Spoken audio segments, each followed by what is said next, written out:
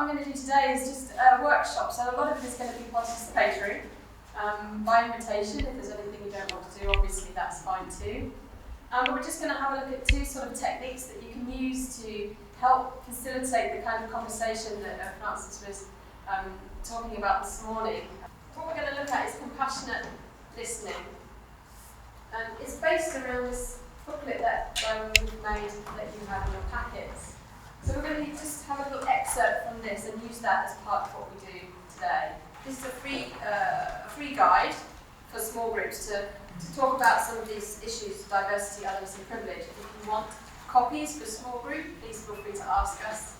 There's also a facilitator guide that comes with it, which is free and downloadable. That's accessible through our website.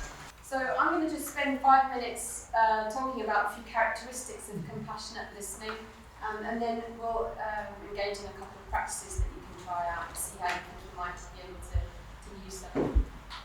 Spoons will be explained later. So one author that I really love is Parker Palmer. I don't know how many of you are familiar with this Quaker author.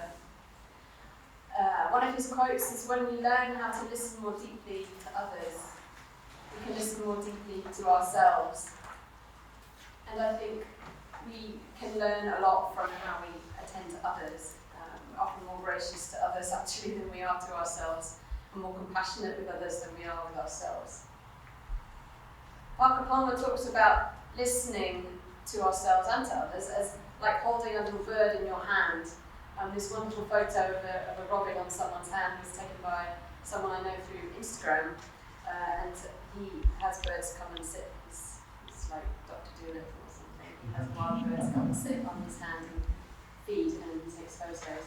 So there's that sense of welcoming that obviously birds are very skittish.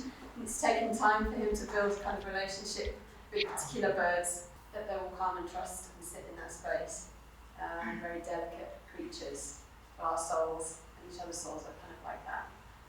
And that's the kind of space that we seek to try and hold with each other and with ourselves. So by listening, I mean paying attention. Even those who are perhaps hard of hearing can have ways of paying attention to another person. So it's meant in a sort of broad metaphorical sense. We probably remember times when we've been deeply listened to and felt heard, and we can probably remember perhaps more times when we've been speaking but you can tell the person is not really listening to you. So we know when that happens, and if we can learn to identify that, we can offer it again then to others.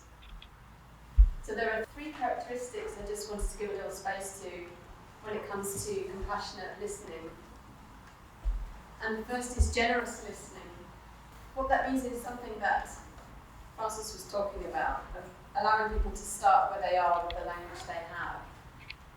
And in doing this, we need to distinguish between people who are speaking and using the wrong language with the intent to be offensive or hurtful, from those who are using the wrong language.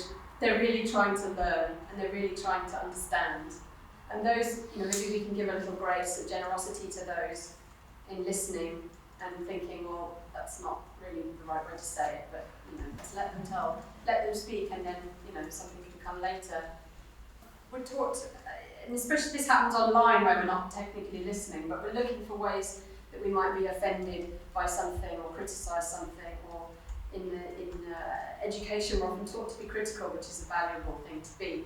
But in this sort of compassionate listening, we're trying harder to be charitable rather than critical in our listening. So that's another kind of generosity. Not listening for where we might judge or be critical, primarily.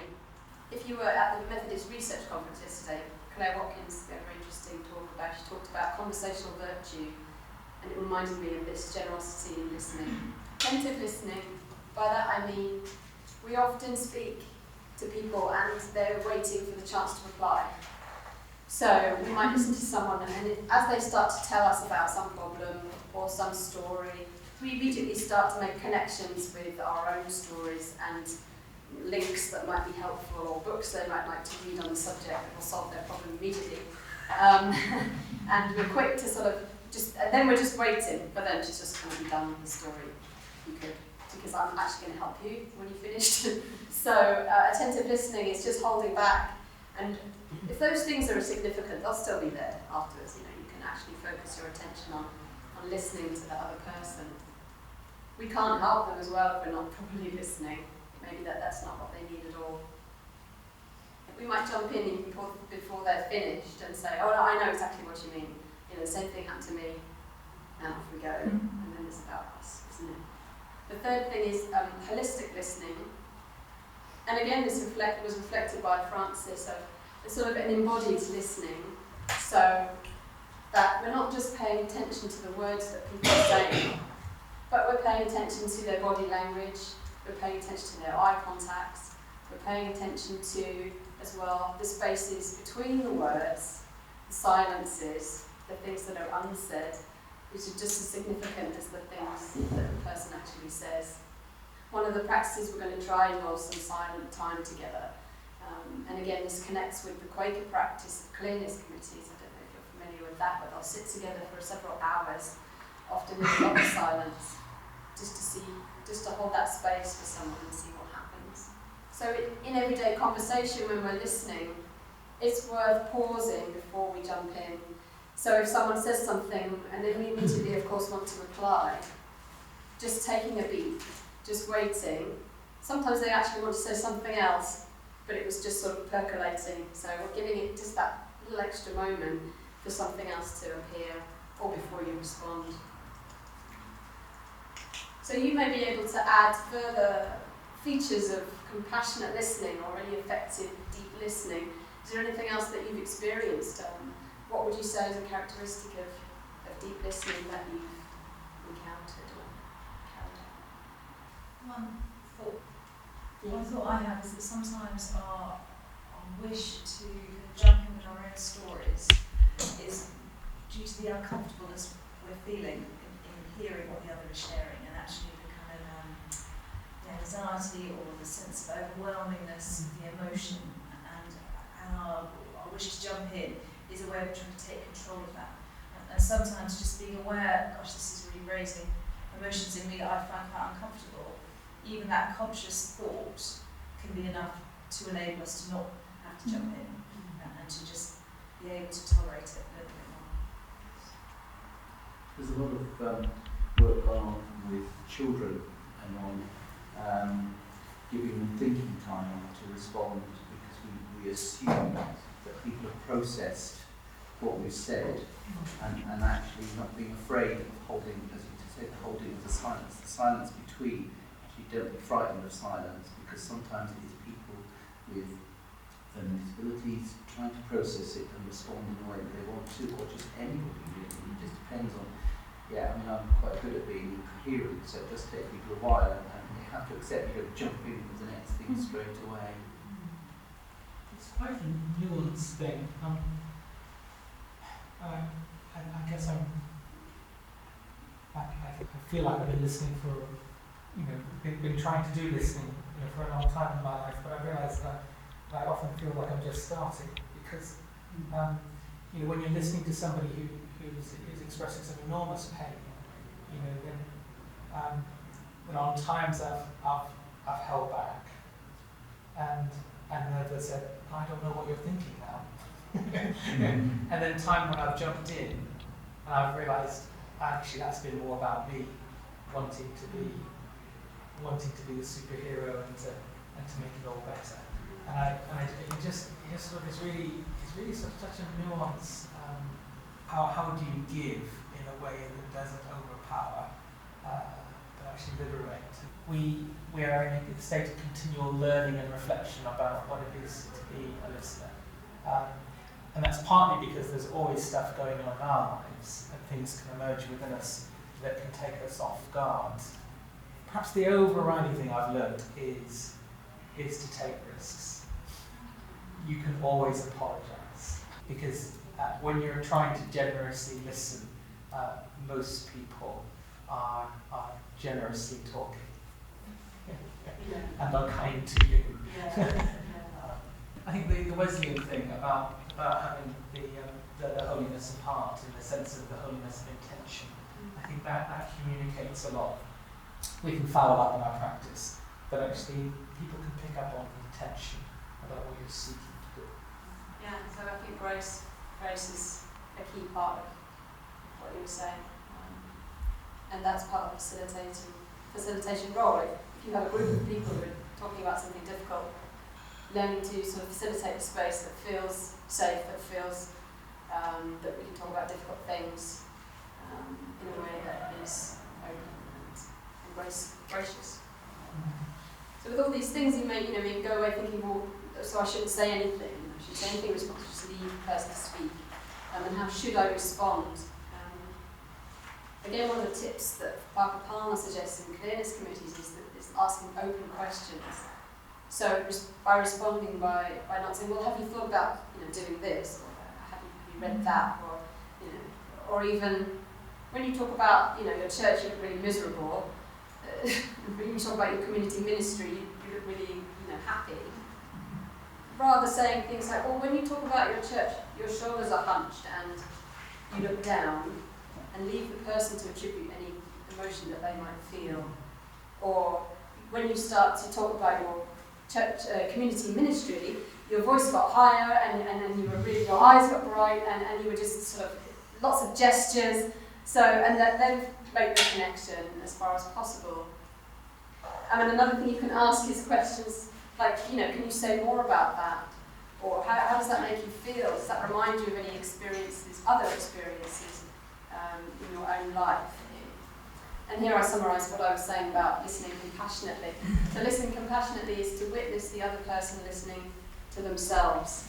It feels to me like this is what we're trying to do, and I wonder whether we might consider prayer just to be something of what God does when we pray. That's witnessing compassionately, us listening to ourselves. Not all of it, maybe there's a part of it. So we're going to have you get into groups of 3, and if there's a 2, we'll have groups of 4, but 3 is the minimum. You will need one speaker, one listener, one timekeeper, so you'll need a device or something, preferably something without a noisy alarm on it, although if you can't see it, that's obviously fine. And then the person will speak about the questions that you have on the handout. What we're focusing on is the questions at the bottom. Ordinarily, I wouldn't suggest you unpack the topic of privilege in the space of 20 minutes. But we're just going to give a sort of sample of how this might be used.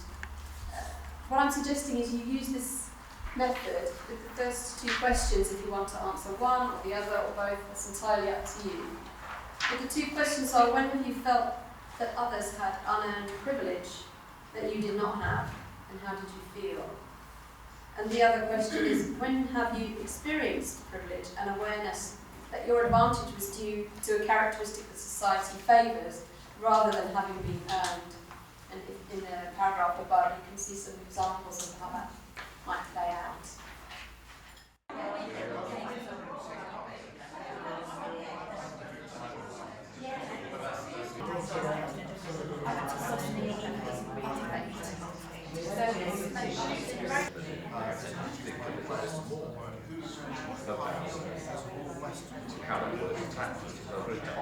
want to move on so we have time to try the second practice, which is something that comes out of Indigenous American culture, and it's called talking stick. The stick does not talk, in case that's not clear. Mine are wooden spoons. I know that there's associations with stirring. It's nice to have something natural to hold, so I also have a stone here as well. The idea is that in a group, and this generally works best with slightly larger groups, so we'll have 3 groups now, that only the person holding the talking stick can speak. So they have it and they want to speak for as long as they want to speak for, and that's fine. And then either you can pass it around a circle, and the next person, if they don't have anything to say, can pass it along, or you can offer it to anyone who wants to speak. I had one group where 2 people really, really wanted to speak, so basically they both took one end of the stick and had a conversation. That's not how it works. You have to take them turns. So this is the last exercise I like because it's very balanced in terms of the time that people have. Everyone has exactly the same amount of time, so it has space, but it also has boundaries. So this relies a little bit more on the offering of the stick by the people who are in the group. So if you've got to get into, I'll time this one. So somebody mentioned the timekeeper role was a bit distracting. I'll keep time for this. If you are a group of 5, a group of 5, a group of 6, that would be amazing. A circle, please.